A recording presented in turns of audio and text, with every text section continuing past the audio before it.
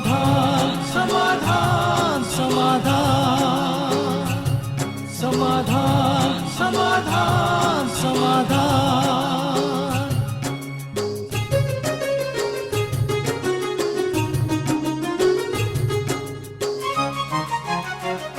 समस्या से उभरना अगर चाहे इंसान, स्वयं के संग सर्व का वो दिल से करे सम्मान। कहता है ये समाधान समाधान समाधान। समस्या से उभरना अगर चाहे इंसान, स्वयं के संग सर्व का वो दिल से करे सम्मान। कहता है ये समाधान समाधान समाधान समाधान समाधान समाधान।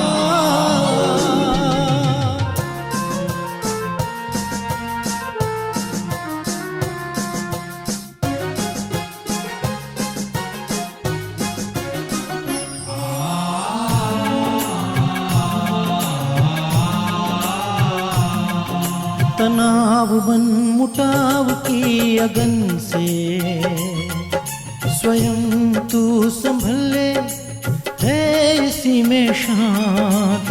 दूरियां दरारे मिटाए मन से, जीवन बन जाएगा खुशियों की खान खुशियों की खान। कहता है ये समाधान समाधान समाधान। नमस्कार, आदाब, सत श्री अकाल मित्रों, स्वागत है आप सभी का समाधान कार्यक्रम में। कैसे हैं आप सब? निश्चित रूप से बहुत ही खुश होंगे, आनंदित होंगे और समाधान स्वरूप होंगे, ऐसी हम कामना करते हैं।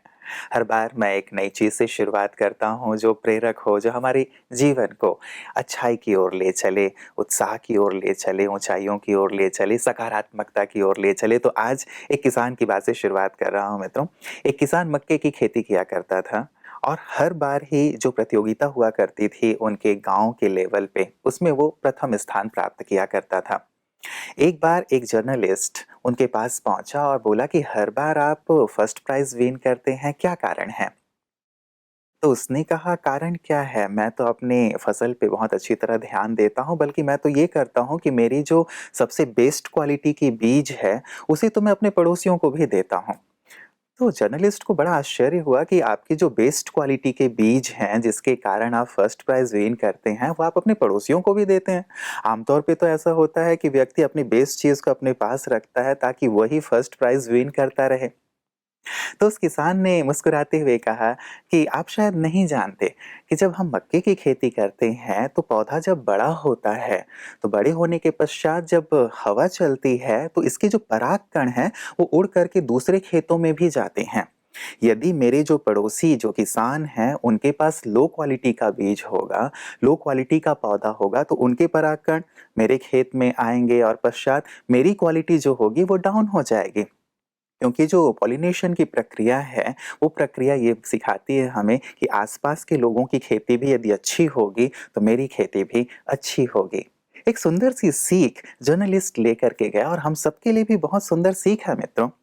कई बार हम सोचते हैं कि मैं ही केवल अच्छा करता रहूं और मेरे पास ही सारी अच्छी चीजें रहें, लेकिन जब तक हमारे पड़ोसियों के पास, हमारे आसपास में अच्छाइयां नहीं होंगी, तब तक वो अच्छी चीज जो हमारे पास है वो भी हमें सुकून नहीं देगी। इसीलिए यदि हम सुखी रहना चाहते हैं तो ये जरूरी है कि हमारे आसपास के लोग भी सुखी रहें। यदि हम शांत रहना चाहते हैं तो यह आवश्यक है हमारे पड़ोसी और आसपास के लोग भी शांत रहें। यदि हम प्रोग्रेस करना चाहते हैं तो ये भी ज़रूरी है कि हमारे आसपास के लोग भी प्रोग्रेस करते रहें। और यदि हम इसमें सहायक बनते हैं, यदि हम कुछ देते हैं उनको, तो ये एक प्रक्रिया है, कर्म का एक सिद्धांत है कि यदि हम अच्छी चीज़ देते हैं तो रिटर्न होके हमें भी प्राप्त होता है। तो कितनी सुंदर सीख किसान ने दी थी जो हमें भी अपने जीवन में लाना है। अपनी तक ही अच्छाइयों को, शांति को, सुकून को सीमित नहीं रखना है, इसे बांटना है, औरों को भी देना है। इस सुंदर बात के साथ आज के समाधान की शुरुआत करते हैं। भ्राता जी का स्वागत करते हैं। भ्राता जी, बहुत बहुत स्वागत है। थैंक्स। भ्राता जी, आप भी एक किसान परिवार से हैं, तो एक सुंदर सी सीख किसान ने हमें दी है जो जीवन से जुड़ी हुई है। हाँ, किसानों में बहुत करके अच्छी भावनाएँ रहती हैं जी। और ये भी बहुत अच्छी उसके पास तो एक बहुत अच्छी एक विज्ञान था। इसका सुंदर एक ज्ञान था जी, जी। कि पराग हमारे खेतों से उनकी तरफ जाएँ तो उनसे भी अच्छे हमारे खेतों में आएँ। जी, जी। नॉर्मली संसार में जब व्यक्ति सफल होता है तो दूसरों को ईर्ष्या हो जाती है और हम एक बहुत अच्छी चीज़ लोगों को सुनाया करते हैं कि तुम्हारा एक फ्रेंड है, हुँ। तुम्हारा और उसका बचपन से बहुत प्यार रहा है लेकिन अब वो बहुत प्रोग्रेस कर रहा है, जी।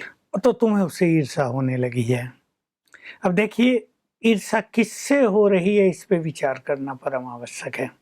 फ्रेंड तो वो तुम्हारा 20 साल से है, हुँ, हुँ। बहुत प्यार है।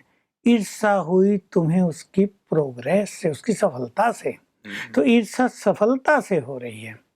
तो जिस चीज़ से हमें सब ईर्ष्या होगी, वो चीज़ हमारे पास कभी नहीं आएगी। हुँ। तो अगर हम दूसरे की सफलता से ईर्ष्या कर रहे हैं, तो सफलता हमारे द्वार पर भी कभी नहीं आएगी। हाँ, हाँ, हाँ। तो यही चीज़ हमें सीखनी है जी। कि हमारे चारों ओर सुखी लोग होंगे, हम सचमुच बहुत सुखी हो जाएँगे। नहीं तो कहीं न कहीं उनके दुखों के वाइब्रेशंस हमारे सुख को भी बाधित करते ही रहेंगे। जी, ये जी। बिल्कुल सत्य है। हुँ, हुँ, हुँ। हम देख सकते हैं, इसको अपने जीवन में चारों ओर अनुभव कर सकते हैं। जी। तो हम ये चाहें, हमारी आंतरिक भावना हो, सबका विकास हो, सब सुखी रहें, सब बहुत ज़्यादा प्रोग्रेस करें, सब धनवान बन जाएँ, हुँ, तो हुँ। बहुत अच्छा रहेगा। जी, जी, ये सोच के ही कितना अच्छा लगता है भ्राता जी। और वैसे भी यदि पड़ोसियों के में यदि लड़ाई हो रही हो, बहुत अशांति हो, तो हम अपने घर में शांति से नहीं बैठ पाते, हम भी बेचैन हो जाते हैं, कितना शोर-शराबा क्यों हो रहा है। और जब उनको मदद करेंगे तो निश्चित रूप से हमें उनके वाइब्रेशन और उनका सहयोग भी प्राप्त होगा। आइए भ्राता जी, इसी सुंदर विचार के साथ कि हम सब सुखी हों, पहला मेल मैं ले रहा हूँ जो हमें नेपाल से आया है भ्राता जी, डॉक्टर अर्चना पोखरेल जी लिख रही हैं। और ये कहती हैं, respected bhai ji, I have a few questions from BKs here in Nepal. We have witnessed and experienced natural disasters like major earthquakes. तो फर्स्ट क्वेश्चन ये कह रही हैं ब्रदर जी कि most of us just remembered Shiv Baba and called out Baba Baba continuously without soul consciousness. What happens to the soul who leaves body just calling out Baba without soul consciousness? Does Baba come to protect us if we just call out Baba Baba? नहीं, देखिए ये तो भक्ति हो जाएगी कि बाबा बाबा कहने से जी। बाबा आ जाएगा और हम सोल कॉन्शियस भी ना बने, वो हमें प्रोटेक्ट कर देगा। हुँ। सबसे ज़्यादा प्रोटेक्ट करते हैं मनुष्य को उसके पुण्य कर्म। जी। और यदि किसी मनुष्य के पाप कर्म बहुत बढ़े हुए हों, ना उसे पैसा प्रोटेक्ट करेगा, ना सरकार, और भगवान तो उसकी तरफ देखेगा ही नहीं। हुँ। तो अगर हम भगवान की प्रोटेक्शन चाहते, क्योंकि नेपाल में बहुत बड़े भूकंप अर्थक्वेक और आए हैं। त्रासदी आ जी। चुकी है जी, जी। और बहुत लोग उससे पीड़ित हो चुके हैं। वो ऐसी घटनाएं होती हैं जिनमें सरकार भी क्या करे, जिनमें पैसा भी क्या करे, दवाइयाँ भी क्या करें। हुँ। वंडरफुल वंडरफुल इवेंट्स होते रहे उन दिनों। जी, जी।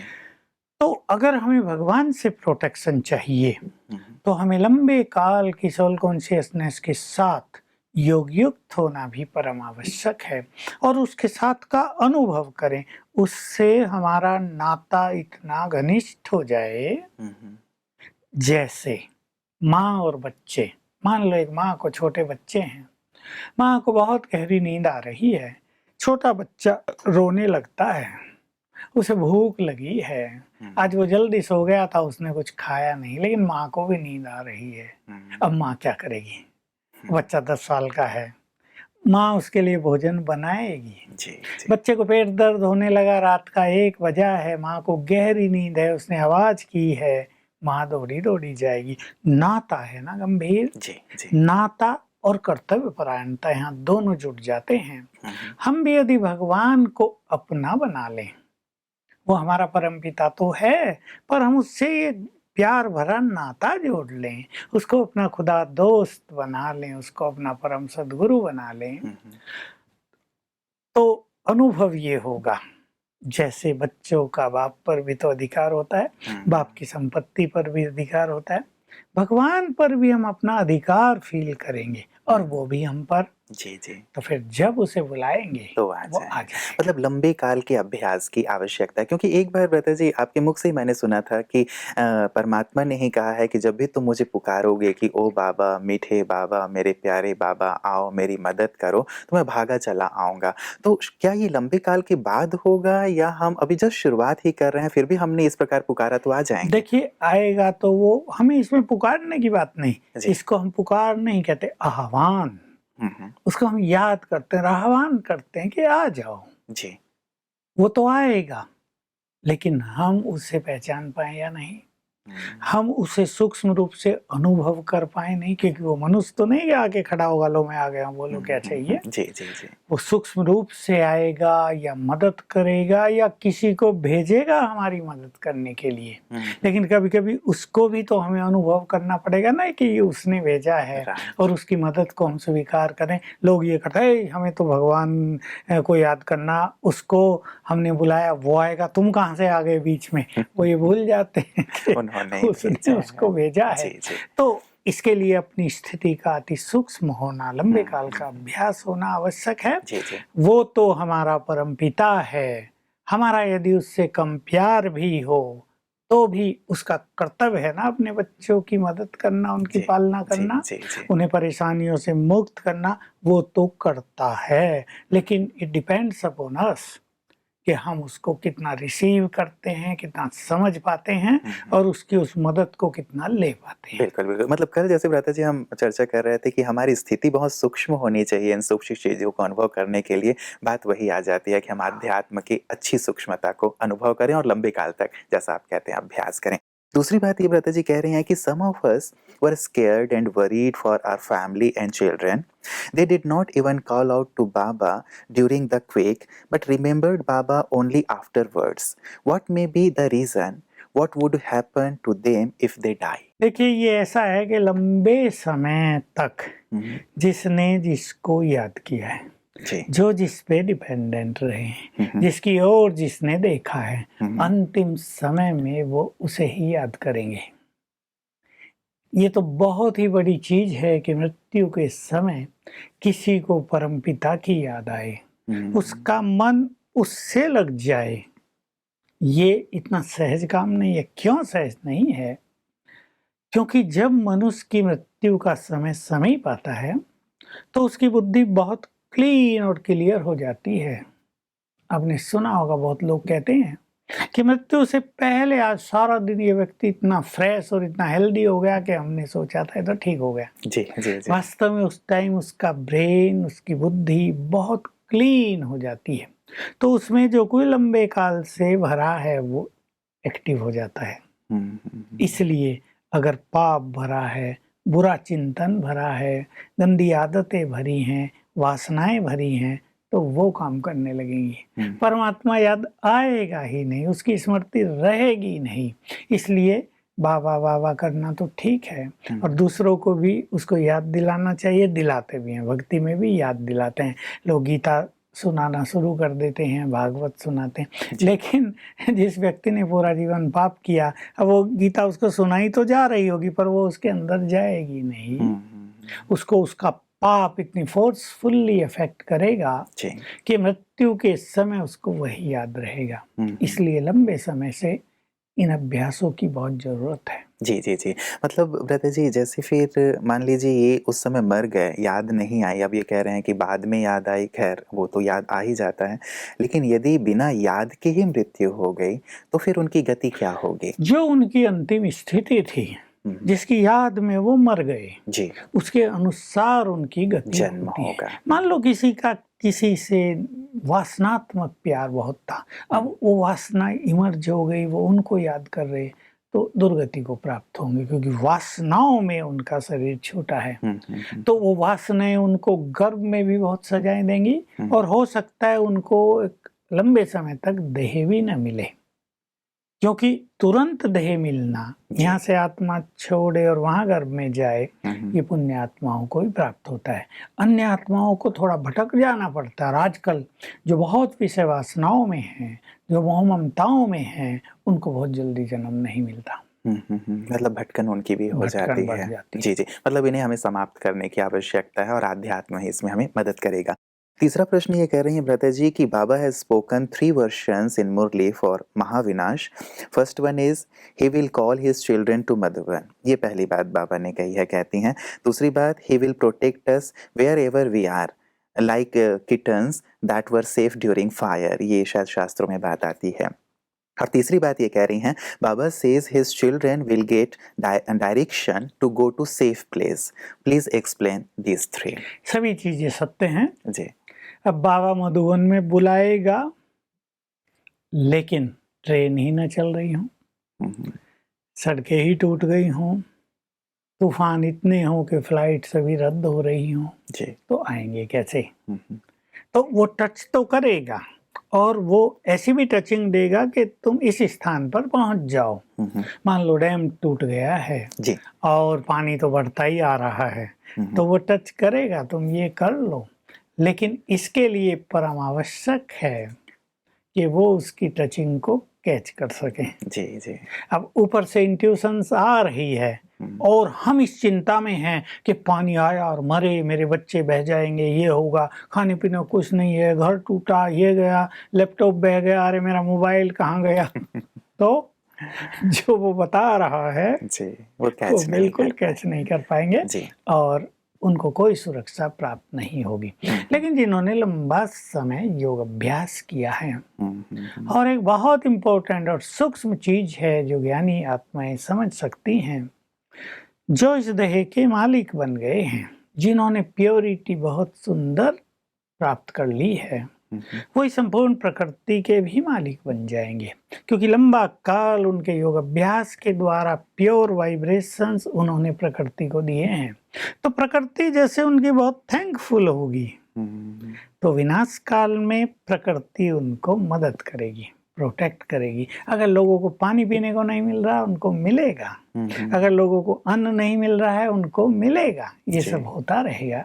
इसलिए श्रेष्ठ स्थिति लंबा काल से बनाना, अपनी बुद्धि को क्लियर रखना, इसमें डिस्टरबेंस न हो। जैसे फोन लाइन है, हम रोज फोन करते हैं, कभी कहेगा नेटवर्क इज बिजी, कभी कहेगा फोन इज नॉट रीचेबल, कभी कुछ।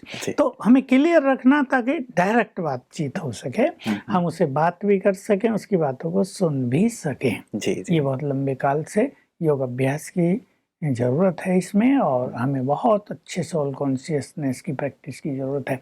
लेकिन जो बिल्ली के बच्चों की बात है जो इन्होंने की है, देखिए वो विनाश काल की बात है। घटना तो ये है कि हिरण्यकश्यप प्रहलाद को बहुत तंग करता था, क्योंकि वो हिरण्यकश्यप को भगवान मानता नहीं था।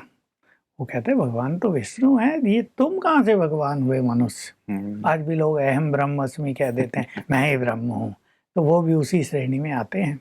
तो घूमता फिरता था और राजकुमार था, देखा कि आवा लगा हुआ है वो जिसमें घड़े मटके पकाए जाते हैं। तो जो वो वहाँ के लोग हैं जिनका वो काम है, वो हाथ जोड़े भगवान का ध्यान कर रहे हैं। उन्हें पूछा क्यों? कहा गलती से एक मटके में बिल्ली के 5 बच्चे भी रह गए हैं। अब वो तो मर जाएंगे, बहुत बड़ा पाप हो जाएगा हमारा, हमसे गलती हो गई। हम भगवान से प्रार्थना कर रहे हैं कि वो बिल्ली के बच्चे मरे नहीं, कुछ चमत्कार हो जाए। तो जब आग बुझी और घड़े वड़े सब हटाए गए, तो वो घड़ा कच्चा निकला और बिल्ली के बच्चे कूद फांद कर रहे थे, आनंद मना रहे थे। तो तब प्रहलाद को पता चला परमात्मा शक्ति क्या है। तो यही बात यहाँ की है कि विनाश काल में चारों आग लग जाएगी विनाश की, लेकिन भगवान के बच्चे जो उसके प्यार में मगन रहे होंगे, जिन्होंने योग युक्त होकर अष्ट शक्तियों से अपना श्रृंगार किया होगा, उनको ये विनाश की आग की आंच नहीं आएगी। वो सेफ रहेंगे और भी उन्हें कष्ट नहीं होगा। जैसे मैंने कहा, सब कुछ मिलता भी रहेगा, लेकिन उन्हें कष्ट भी नहीं होगा विनाश काल में। वो सतयुग के सीन, ब्रह्मलोक के सीन, परमात्मा के साक्षात्कार, अनेक देवी देवताओं के साक्षात्कार करने में मग्न रहेंगे। जी, जी। तो ये कार्य इस तरह होगा। बिल्कुल, लेकिन हमें योग युक्त रहने की और उनके प्यार में मग्न रहने की और उनकी आज्ञाओं पे चलते रहने की बिल्कुल, आवश्यकता कोई है। ये सोचे कि हम तो शिव बाबा के बच्चे बन गए, बस ये हमें हो जाएगा, वो नहीं होगा। हमें इसके लिए अच्छी साधनाओं की करनी ज़रूरत है। होगी। प्रथा जी, अगली बात ये पूछ रही हैं, is it better to stay with our families and give them sakash during Mahavinash और come to Madhuban? How can those from very far away places get train to Madhuban during Mahavinash? It seems quite impossible. बिल्कुल, इट इज़ क्वाइट इम्पॉसिबल, क्योंकि अगर लाखों करोड़ों लोग मधुबन में आ जाएँ तो जी। यहाँ आबू में रहने की जगह कहाँ, पानी कहाँ से पिएँगे? जी, रहेंगे जी। कहाँ? जी। तो वो तो वैसे ही परेशान हो जाएँगे। हुँ, हुँ। इसलिए ये भूल जाएँ कि यहाँ सब आ जाएँगे। मैं तो हमेशा ये कहता हूँ कि जहाँ आप हैं, हुँ, हुँ।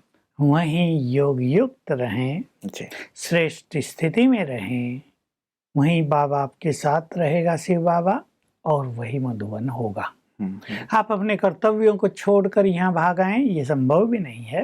माँ बच्चों को छोड़कर कैसे भागेगी? वो तो भाग भी नहीं सकती। जी। उसकी मोह ममता और उसके कर्तव्य उसको आने नहीं देंगे। इसलिए जहाँ आप हैं वहीं रहें, अपने कर्तव्यों को पूर्ण करें, दूसरों को मदद करें। अगर आप अच्छे योगी हैं, अगर आप में अच्छी प्योरिटी है, तो आपके प्योर वाइब्रेशंस दूसरों को प्रोटेक्ट करेंगे। मैं वैज्ञानिकों की एक सुंदर रिसर्च के बारे में यहाँ ज़िक्र करूँगा। जी।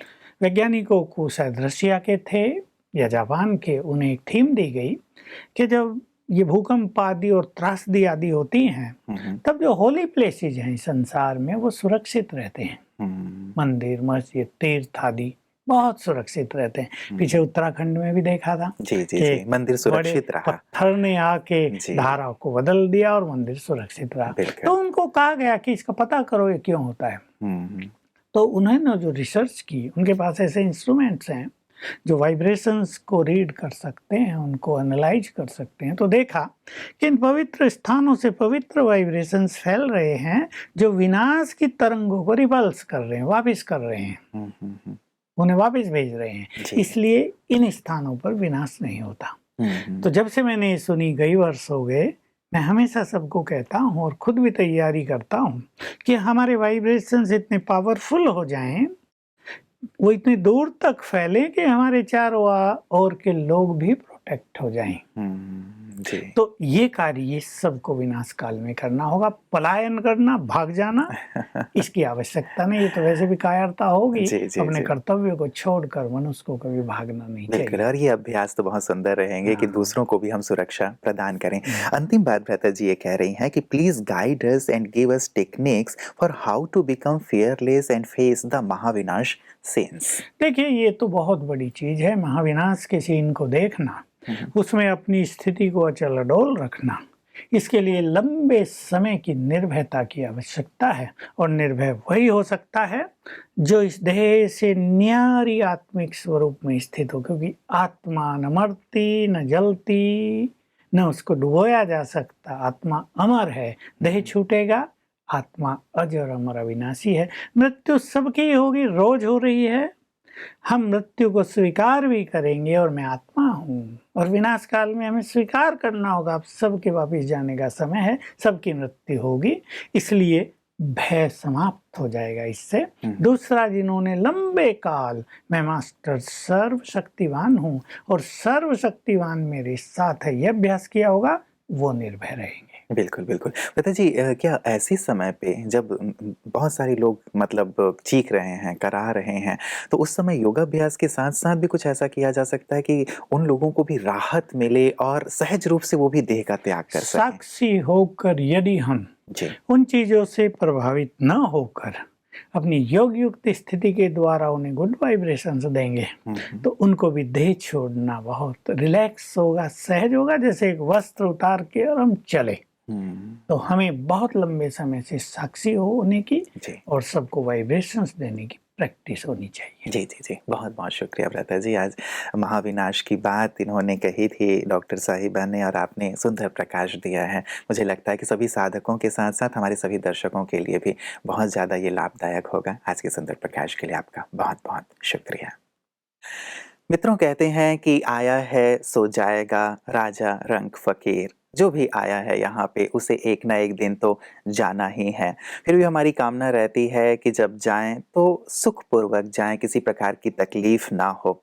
और जब महाविनाश की बात आती है या फिर प्रलय की बात आती है या कहीं बड़े अर्थक्वेक, सुनामी आदि की बात आती है, तो बहुत सारे लोग असमय ही काल के गाल में समा जाते हैं। ऐसे में ये प्रश्न उठना लाज़मी है कि कैसे उनकी सुरक्षा हो सकती है या कैसे वो सहज रूप से, यदि उन्हें देह का त्याग भी करना है तो करें। आज सुंदर प्रकाश हमें प्राप्त हुआ है मित्रों। मुझे लगता है यदि ईश्वर का साथ है तो हमारे लिए सब कुछ सहज हो जाता है, क्योंकि ईश्वर हमारे पिता हैं और उनकी स्मृति हमें हर बात को सहज रूप से फेस करने की ताकत प्रदान करती है।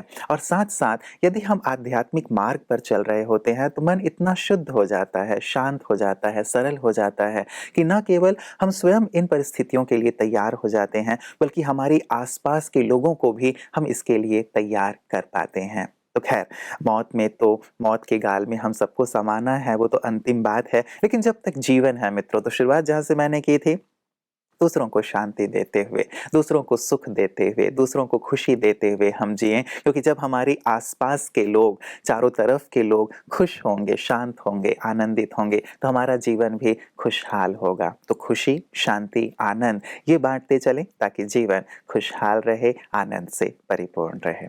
अपना ख्याल रखिएगा। कल पुनः आपसे मुलाकात होगी। नमस्कार। धैर्य और दृढ़ मनोबल से कर दे तू पल भर में मुश्किलें आसान, कतनी समकरनी के पावन जल से स्वर्ग बन जाएगा सारा ये जहान, सारा ये जहान। कहता है ये समाधान, समाधान।